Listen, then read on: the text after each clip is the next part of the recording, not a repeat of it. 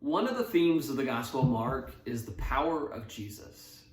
In this Gospel, we've seen him conquer diseases and illnesses. We've seen him conquer demons. We've seen him conquer his own enemies. And now we're going to see that he can even conquer nature itself. What an amazing and powerful picture. And so as we're reading this morning's reading, and we're in Mark 4:35, I want you to use your imagination.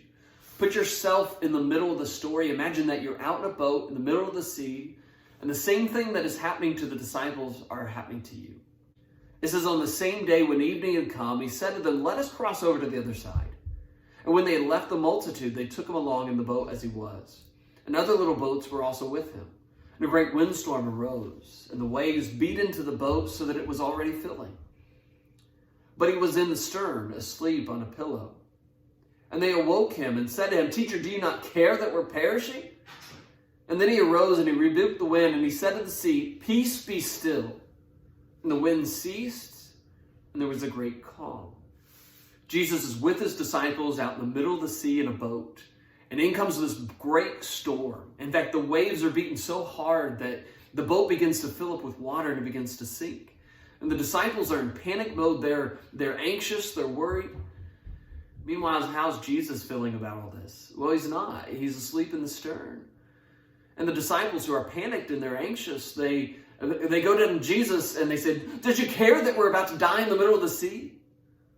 And Jesus wakes up and he looks at the storm and he's not anxious at all. He gets up and he rebukes the wind and the waves. He says, "Peace, be still." And that's exactly what happens.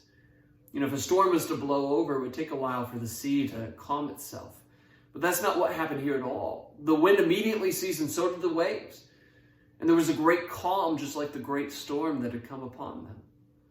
What an amazing and a powerful picture, isn't it? Look at Jesus' response to his disciples. But he said to them, "Why are you so fearful? How is it that you have no faith?" And they feared exceedingly and said to one another, "Who can this be, that even the wind and the sea obey him?"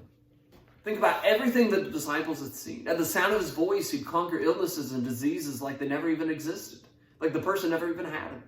At the sound of his voice, demons obeyed him and they left the person. At the sound of his voice, the enemies were conquered when they'd come swinging at him.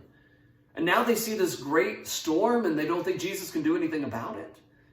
Jesus says, why do you have no faith? Haven't I shown you that I can take care of any circumstance that we're in? I think Jesus had a right to rebuke them. It's believed that Mark was written to the Romans, and Caesar was the most powerful man on the earth.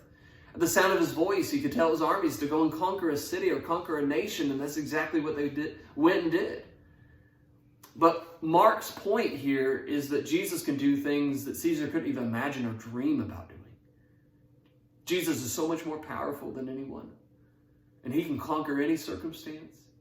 I don't know about you, but that's the kind of person that I would want ruling over my life. And if we're going to have him rule over our lives, and if the winds and the waves obeyed his voice, if he tells us something, if he speaks, then how should we respond to him? I think those are some really good things for us to meditate on and kind of take with us throughout the rest of our day.